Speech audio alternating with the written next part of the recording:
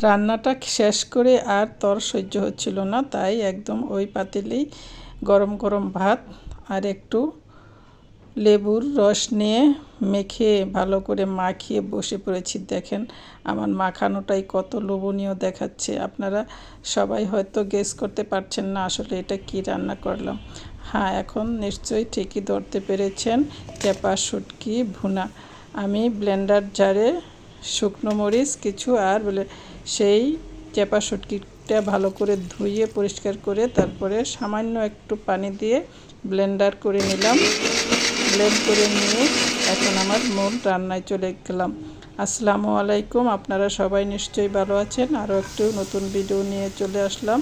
এখন আমি কড়াইতে দিয়ে দিলাম তেল আর কুচি করা, একটু ভারী করে কুচি করা পেঁয়াজ। এই পেঁয়াজটা একটু বেশি লাগে, কারণ এই রান্নাটাতে পেঁয়াজের স্বাদটা কিন্তু অনেক ভালো লাগে।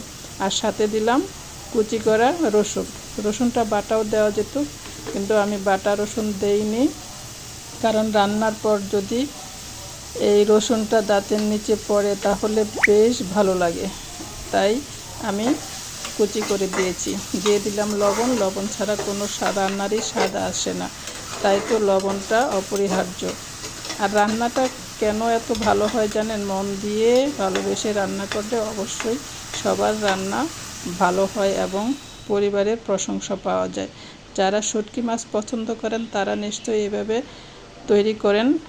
আমি সবসময় শুটকি মাছটা এভাবে ভুনা করে খেয়ে থাকি।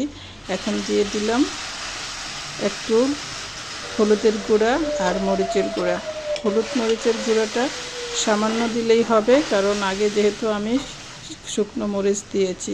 তার মধ্যে আবার একটু কাঁচা মরিচও দিব, আর তার মধ্যে আমি ধনে গুঁড়া আর জিরার গুঁড়া একটু দিয়ে দিয়েছিলাম, সেটা ক্লিপ নিতে ভুলে গেছি। যাই হোক, এখন সেই শুটকি ব্লেন্ড করাটা দিয়ে দিলাম। জাস্ট জাল করে করে এরকম শুকায় নিয়ে আসলেই হবে। দেখুন এখন তেলটা উপরে উঠে আসছে। আমার রান্নাটা কিন্তু অলমোস্ট কমপ্লিট হয়ে গেল। দেখতে যেরকম লোভনীয় হচ্ছে, আমি জানি যারা শুটকি পছন্দ করেন তাদের অবশ্যই ভালো লাগবে। তো আপনারা যারা আমার ভিডিও দেখেন তাদেরকে অসংখ্য অসংখ্য ধন্যবাদ। আর আমার পেজটাকে ফলো করে দিবেন। ইউটিউব থেকে দেখে থাকলে সাবস্ক্রাইব করে দিবেন। দেখুন না কত মজাদার আর কত লোভনীয়। হাতের মাখানো ভাতটা দেখতে কেমন লোভনীয় লাগছে।